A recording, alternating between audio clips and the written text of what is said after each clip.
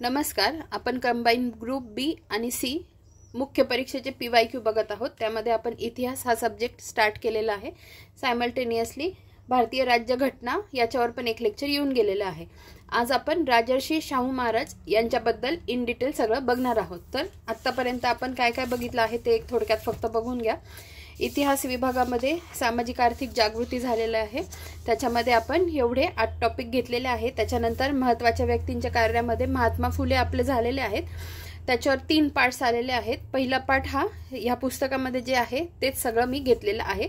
दुसऱ्या पार्टमध्ये आत्तापर्यंत आयोगाने जितके प्रश्न विचारले आहेत ते घेतले आहे. आणि तिसऱ्या पार्टमध्ये आत्ता पूर्ण महात्मा फुलेंविषयी सगळी माहिती घेतलेली आहे.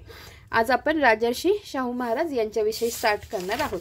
आणि याही व्यतिरिक्त एक लेक्चर येऊन गेलेलं आहे जे इतिहास या टॉपिकमधलं सगळ्यात शेवटचा जो चॅप्टर आहे याच्यातला इतर, त्या इतरवर एक लेक्चर येऊन गेलेलं आहे. ते पण अतिशय महत्त्वाचं आहे. ठीक आहे, तर आपण आजच्या व्हिडिओला स्टार्ट करूया. बघा, राजर्षी शाहू महाराज खूप छान माहिती दिलेली आहे आणि इन डिटेल सगळं कंप्लीट होऊनच जातं याच्यात. तर मग आपल्याला विचार करावा लागेल की सेपरेट व्हिडिओ याचा सगळं माहिती करून घेण्यासाठी आणायचा की नाही, तर मी ते ठरवेल. पण सध्या याच्यात सगळं कव्हर होतंय माझ्या दृष्टीने. आणि मला वाटलं तर मग मी तिसरा पार्ट घेऊन येईल, पण दुसरा पार्ट येईलच आपला. काय तर आत्तापर्यंत आयोगाने राजर्षी शाहू महाराजांवर जितके प्रश्न विचारले आहेत ना, ते सगळे मी सेकंड पार्टमध्ये नक्की घेऊन येणार आहे. ठीक आहे, तर बघा आणि सगळं नीट ऐका. जे जे मी सांगते आहे लक्षात कसं ठेवायचं ते मी तुम्हाला ते सांगण्याचा प्रयत्न करत असते. तर कारण तेच पुढे MCQ सोडवायला पण तुम्हाला कामं येणार आहे. बघा, आणि मेन म्हणजे याच्यावर 10 प्रश्न आयोगाने आत्तापर्यंत विचारलेले आहेत. पहिला प्रश्न आहे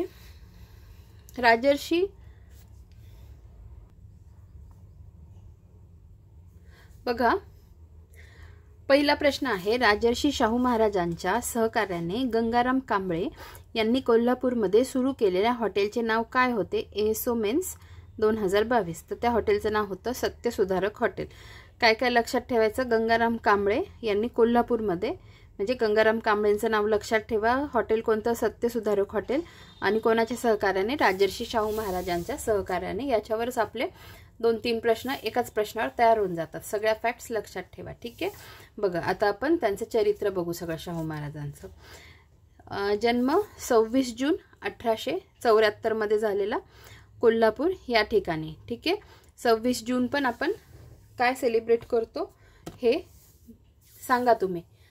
आपण महात्मा फुलेंचा पण जन्मदिवस काहीतरी म्हणून साजरा करतो. सावित्रीबाईंचा पण जन्मदिवस साजरा करतो आणि यांचाही करतो, आठवा. बघा, राजर्षी शाहू महाराजांच्या सहकार्याने गंगाराम कांबळे यांनी कोल्हापूरमध्ये सुरू केलेल्या हॉटेलचे नाव काय होते? सत्यसुधारक हॉटेल.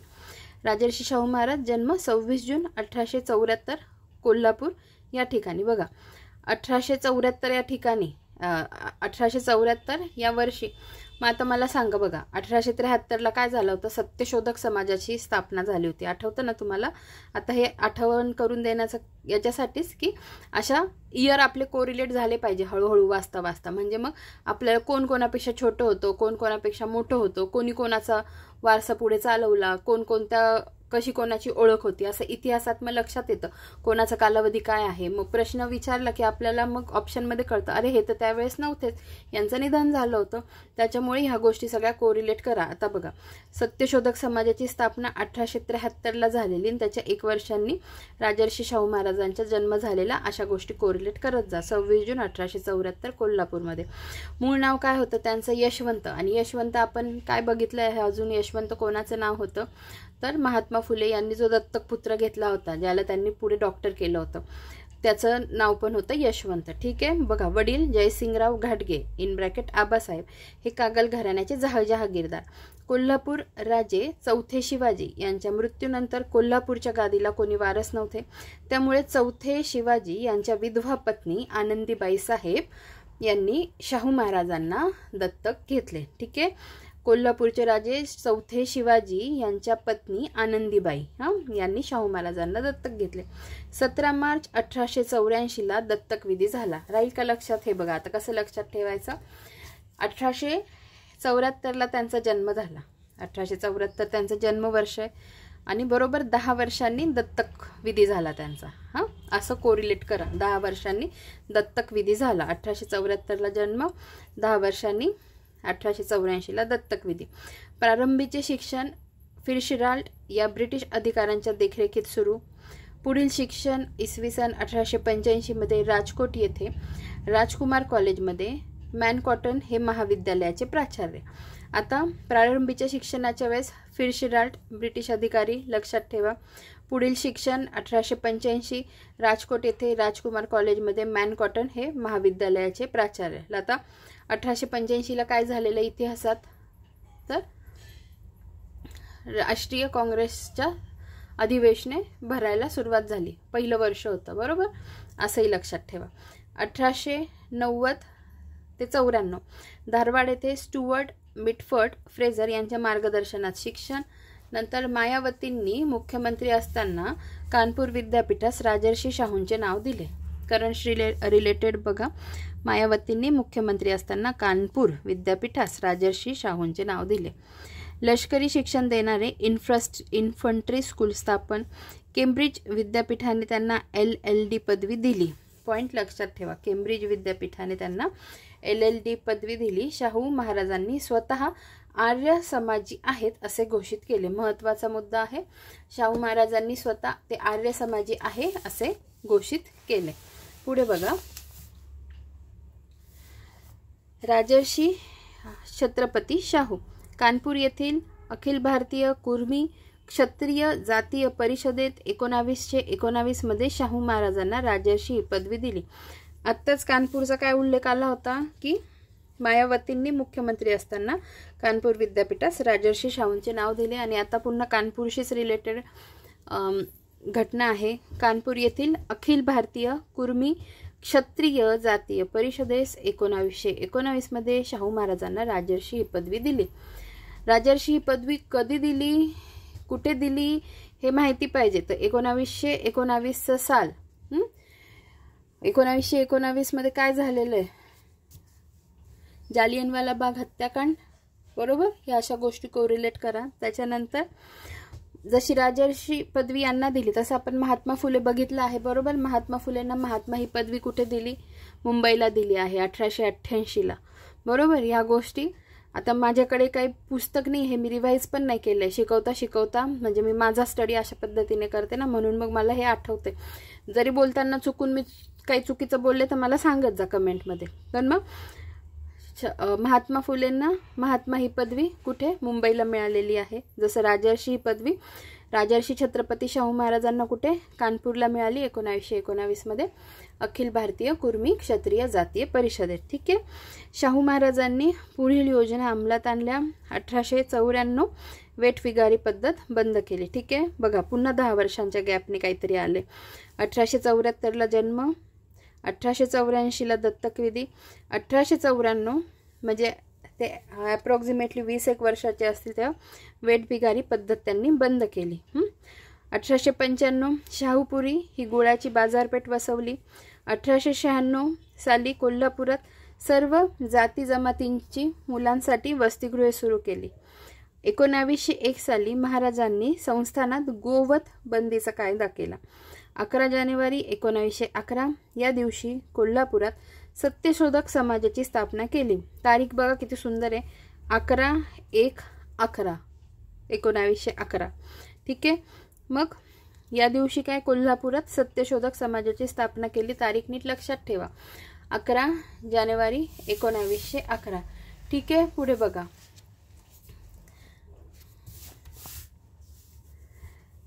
सत्यार्थ प्रकाश या ग्रंथाच्या अभ्यासाची शाळेतून त्यांनी सक्तीही केली होती. सत्यार्थ प्रकाश काय आहे, आर्य समाजाचा प्रमाण ग्रंथ आहे 1875 सालचा. ठीक आहे. पुढे बघा,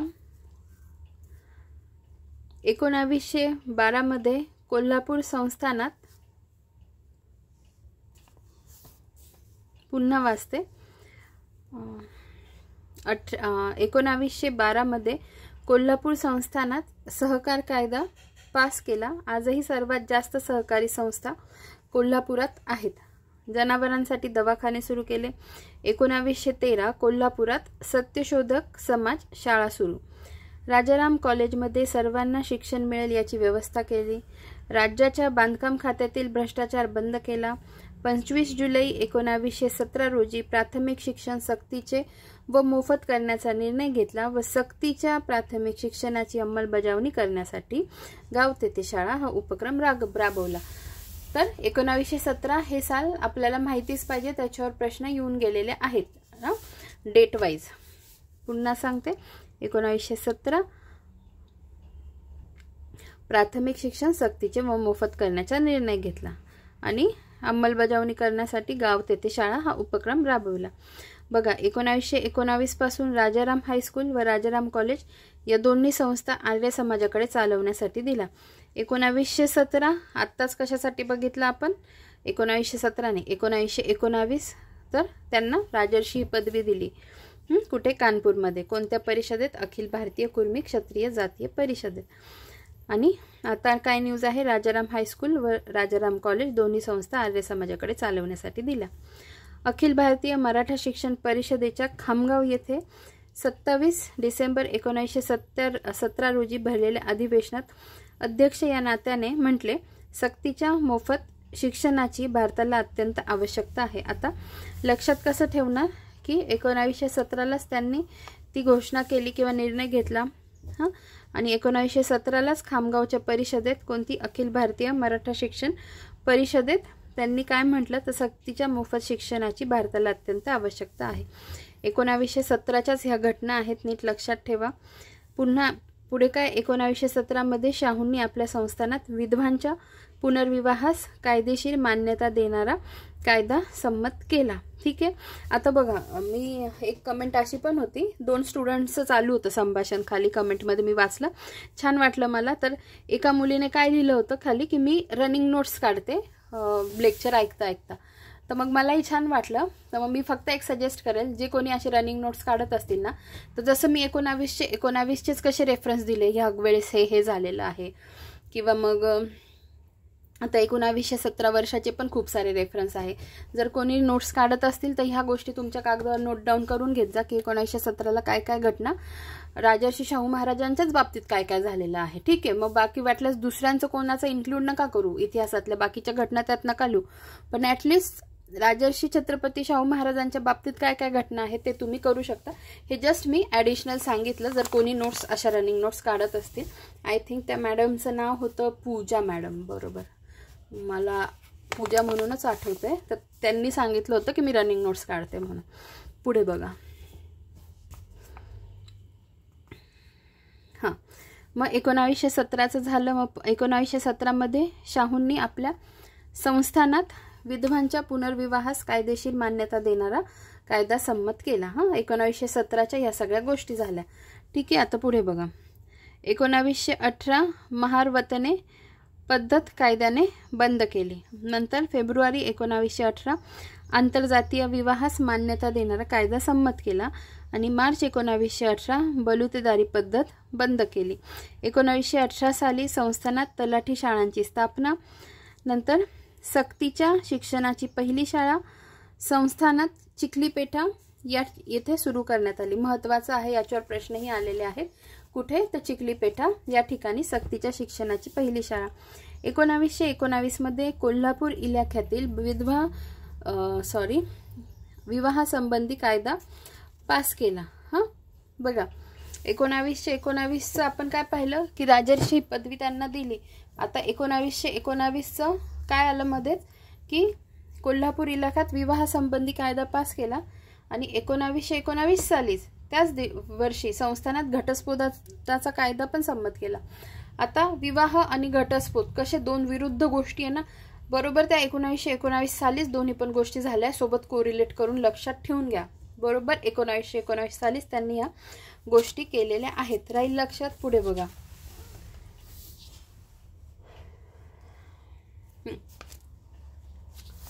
राजर्षी शाहू महाराज यशवंतराव जयसिंगराव घाटगे महात्मा फुल्यांनंतर खऱ्या अर्थाने ब्राह्मणेतर चळवळीचे नेतृत्व केले. शाहू महाराजांनी या चळवळीचे उद्दिष्ट सामाजिक विषमता दूर करून येथील बहुजन समाजाला न्याय मिळवून देणे हे ठरवले. शाहू महाराजांवर आर्य समाज संघटनेचा प्रभाव होता. ठीक आहे, हे आपण पूर्वी पण पाहिले. नंतर शाहू महाराज व सत्यशोधक समाज.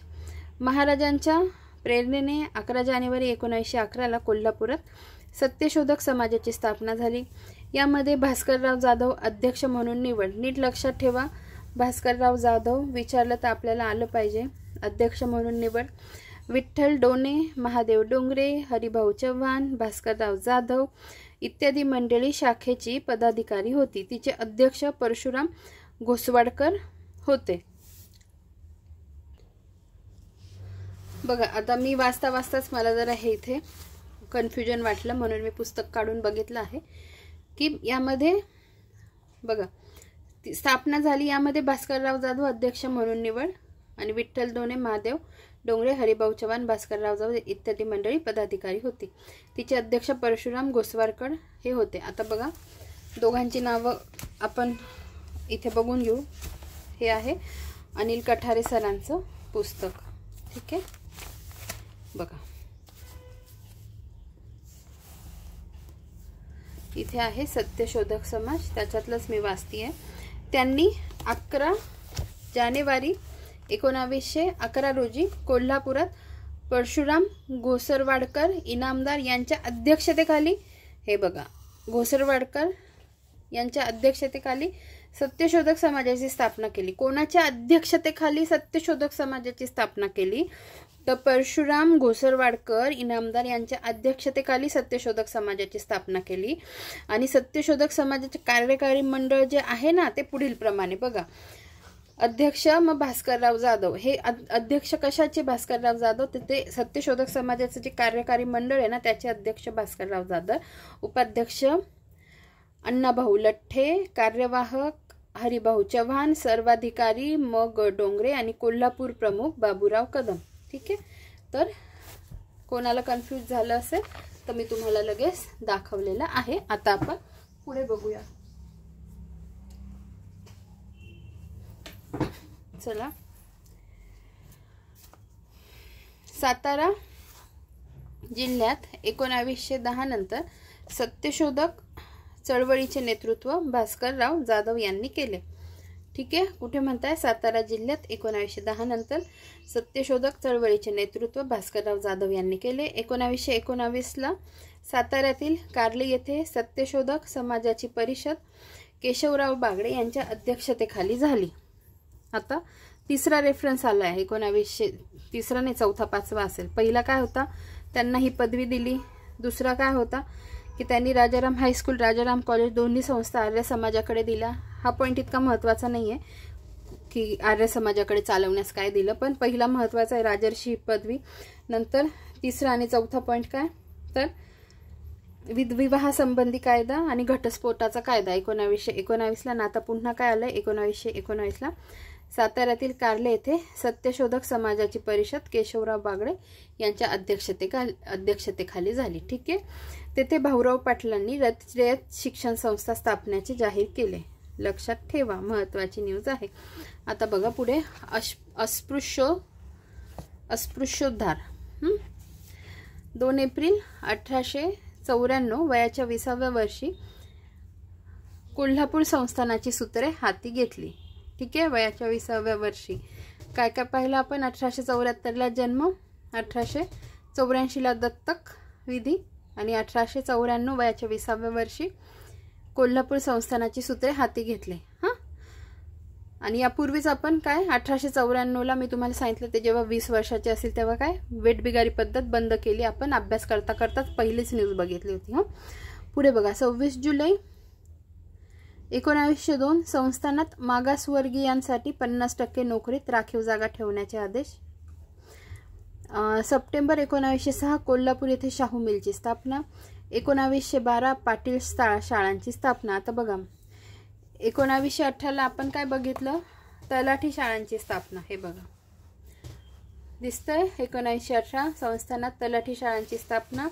आणि इकडं काय 1912ला पाटील शाळांची स्थापना. म्हणजे पाटील शाळांची स्थापना आधी झाली आहे, नंतर तलाठी शाळांची स्थापना झाली. ठीक आहे, पुढे अस्पृश्यांना नवी ओळख देण्याचा प्रयत्न केला, त्यासाठी पहिलवानांना ते जाट पहिलवान म्हणत. नीट लक्षात ठेवा, पहिलवानांना जाट पहिलवान, तसेच चांभारांना सरदार, भंग्यांना पंडित, अस्पृश्यांना सूर्यवंशी. चांभारांना सरदार, भंग्यांना पंडित, अस्पृश्यांना सूर्यवंशी. पुढे बघा, सप्टेंबर 1919ला अस्पृश्यांसाठी असलेल्या वेगळ्या शाळा बंद करून कोणालाही कोणत्याही शाळेत प्रवेश घेता येईल ही व्यवस्था केली. पुढे बघा, 20 मार्च 1920ला अस्पृश्यांची पहिली परिषद माणगाव येथे भरली, त्यामागे महाराजांचे योगदान होते. 20 मार्च 1920ला अस्पृश्यांची पहिली परिषद माणगाव येथे. लक्षात ठेवा, 20 मार्च 1920, 20 लक्षात ठेवा. आणि 20 मार्चला काय असतं, जागतिक चिमणी दिवस असतो, हे पण लक्षात ठेवा. बहुजन समाजातील व्यक्तीला वेदांचे मंत्र म्हणण्याचा अधिकार आहे की नाही यामुळे निर्माण झालेल्या वेदोक्त प्रकरणावरून टिळकांनी त्यांच्यावर टीका केली. पुढे बघा, राजर्षी शाहू महाराज वेदोक्त प्रकरण ऑक्टोबर 1899 साली झालेलं. पंचगंगेच्या काठी स्नान करताना नारायण भटजी या पुरोहिताने पुराणोक्त मंत्र म्हटले. या प्रकरणास सुरुवात झाली. कोणते मंत्र म्हटले? पुराणोक्त मंत्र म्हटले. आणि कोणी म्हटले? नारायण भटजी या पुरोहिताने. पुढे बघा,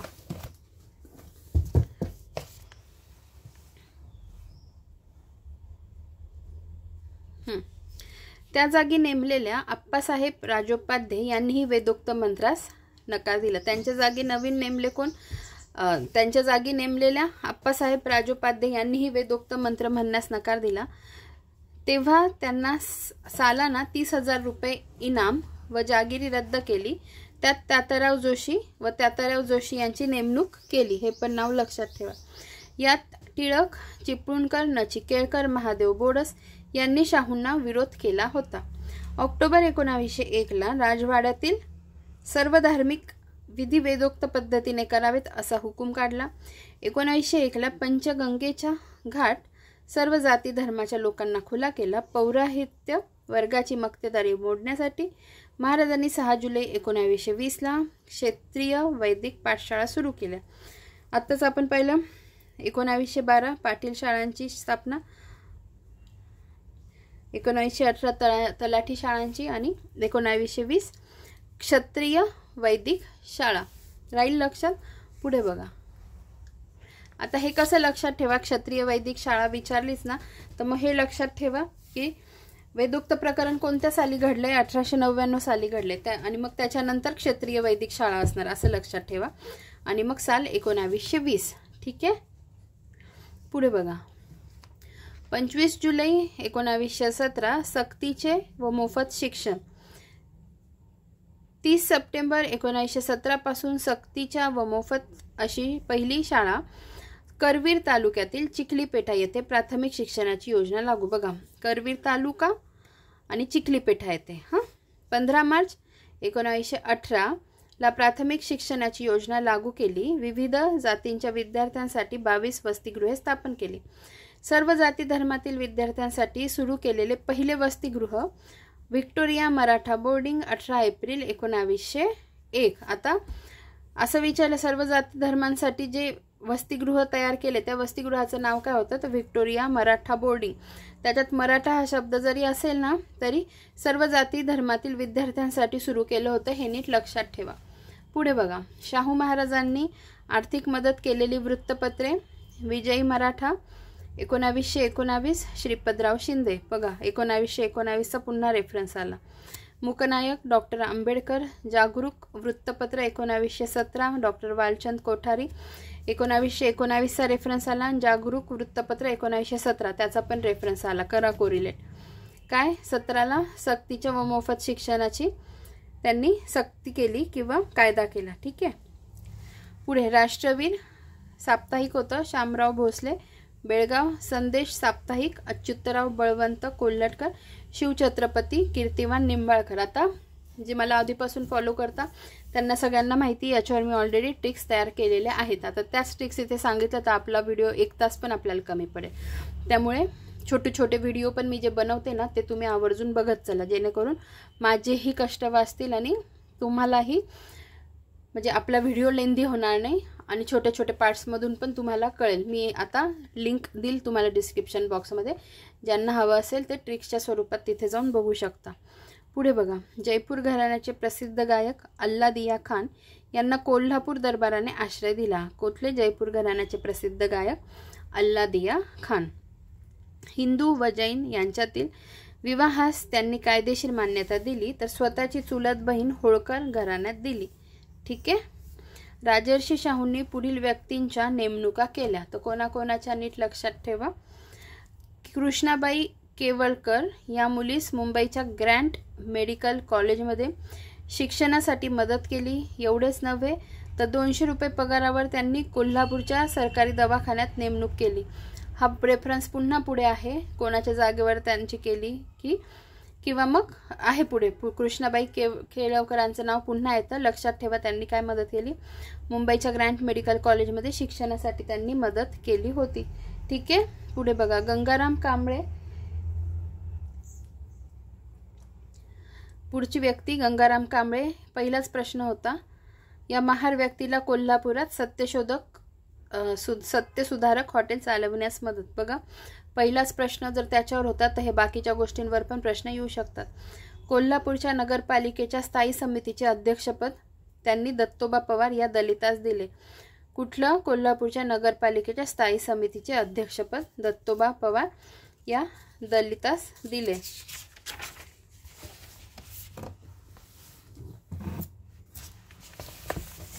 पुढे बघा,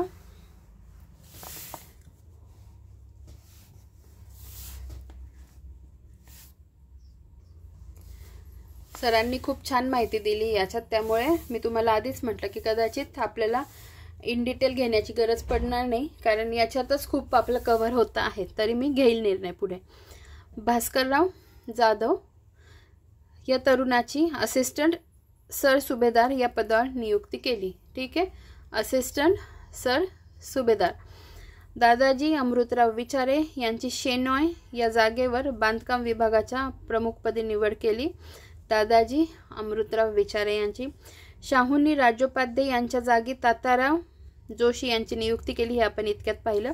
शाहूंनी सदाशिव लक्ष्मण पाटील यांची पारगावच्या धर्मपीठावर क्षात्र जगद्गुरू म्हणून 1920 मध्ये नेमणूक केली. शाहूंनी सदाशिव लक्ष्मण पाटील यांची पारगावच्या धर्मपीठावर क्षात्र जगद्गुरू म्हणून 1920 मध्ये नेमणूक केली. आणि राजर्षी शाहूंनी डॉक्टर कुर्तकोटी यांची करवीर पीठाचे शंकराचार्य म्हणून नेमणूक केली. 1917 डॉक्टर कुर्तकोटी यांची करवीर पीठाचे शंकराचार्य म्हणून नेमणूक. ठीक आहे. बघा आता,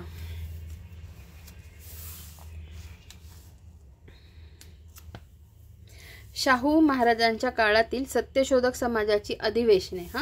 आता जस्ट आपल्याला माहिती असावी सगळ्यांची नावं, म्हणून मी फक्त तुमचं घेते आहे आणि काय लक्षात ठेवायचं ते पण सांगते. 1911 पुणे रामय्या व्यंकय्या अय्यावारू. नंतर 2 नंबर 1912 नाशिक संतुजी लाड. 1913 ठाणे महादेव डोंगरे. 1914 सासवड सावित्रीबाई रोडे. 1915 नगर अण्णासाहेब लठ्ठे. 1916 निपाणी तात्या पांडुरंग सावंत. 1917 आडगाव ज्ञानगिरी बुवा गोसावी. 1918 अकोला वालचंद कोठारी. 1919 काले केशवराव बागडे. 1920 दांडेगाव परभणी किशनराव रावजी देशमुख. 1921 बेळगाव भास्करराव जाधव. 1925 अमरावती भास्करराव जाधव. 1929 मुंबई रावसाहेब मुकुंदराव पाटील. आणि 1930 मुंबई केशवराव विचारे. आता काय काय लक्षात ठेवा नीट बघा. पहिले तर पहिली लक्षात ठेवा आणि 14वी पण लक्षात ठेवा. पहिली 1911 साली झालेली पुणे रामय्या व्यंकय्या अय्यावारू हे अध्यक्ष होते, नीट लक्षात ठेवा. आणि पुण्याला झाली हेही लक्षात ठेवा 1911ला. नंतर जी 14वी होती 1930ची मुंबईला आणि केशवराव विचारे, हे एक लक्षात ठेवा सहजगत्या राहिलं तर. त्याच्यानंतर जे कोणी ज्या ज्या जिल्ह्यातलं असेल, समजा नाशिकचं कोणी असेल, नगरचं असेल, त्यांनी ती लक्षात ठेवा. समजा नाशिकचं कोणी असेल तर 1912ला दुसरी जी झाली ती नाशिकमध्ये डॉक्टर संतूजी लाड यांच्या अध्यक्षतेखाली. राहील लक्षात. पुढे आता ही एक लक्षात ठेवा, कारण एका महिलेचं नाव आहे त्याच्यात, म्हणून मग लक्षात ठेवा. तर किती होती ती? चौथी. आणि 1914 सासवड सावित्रीबाई रोडे. आणि अजून एक ऑब्झर्व केलं का तुम्ही? 1911ला पहिली, मग नंतर 12ला दुसरी. मग बघा 1ला 1, 12चा हा 2ला 2, 13च्या 3ला 3 असं करून पहिली दुसरी तिसरी लक्षात राहते. फक्त बघा सिक्वेन्स कुठे बदलतो. 11वी जी होते ना ती 1921ची, पण 12वी डायरेक्ट 1925, मग 13वी 1929 आणि 14वी 1930.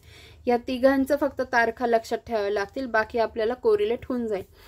ही राहील. मग चौथी जी 1914ची आहे सासवड सावित्रीबाई रोडे.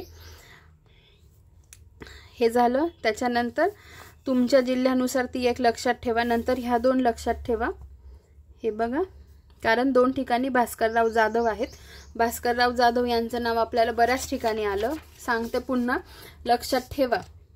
आत्ताच आपण पाहिलं होतं की भास्करराव जाधव जे मंडळ नेमलं होतं, कार्यकारी मंडळ सत्यशोधक समाजाचं, त्याच्यात ते अध्यक्ष म्हणून होते. नंतर कोणाकोणाला त्यांनी मदत केली त्यात भास्करराव जाधव यांचं नाव आलं होतं. या तरुणाची असिस्टंट सुभेदार या पदावर नियुक्ती केली, असा तो रेफरन्स होता. आणि आता भास्करराव जाधव यांचं नाव 2 ठिकाणी आलं. 11वी आणि 12वी परिषद. 11वी 1921ला, 12वी 1925ला. 11वी बेळगावला झालेली आणि 1925ची अमरावतीला. तर ही का लक्षात ठेवायची? 12वी 1925ची अमरावतीला झालेली, भास्करराव जाधव त्याचे अध्यक्ष होते. हे का लक्षात ठेवायचं? कारण 1925 वर्ष म्हणजे 2025 हे वर्ष चालू आहे आता. मग ह्या गोष्टीला 100 वर्ष पूर्ण.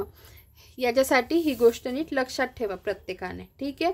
अशा पद्धतीने काय काय लक्षात ठेवायचं आहे मी तुम्हाला सांगितलं. आता बघा, कुठेही काहीही टाइमपास न करता आपल्याला अर्धा तास ह्याच लेक्चरला लागला आहे. अजूनही हे लेक्चर आहे, बरंच आहे. पुढचं लेक्चर एक 15-20 मिनिटाचं होऊन जाईल. तर मग मला असं वाटतं आपण तात्पुरतं ह्या व्हिडिओमध्ये इथेच थांबूया. आपण लवकरच भेटू पुढच्या व्हिडिओमध्ये. धन्यवाद.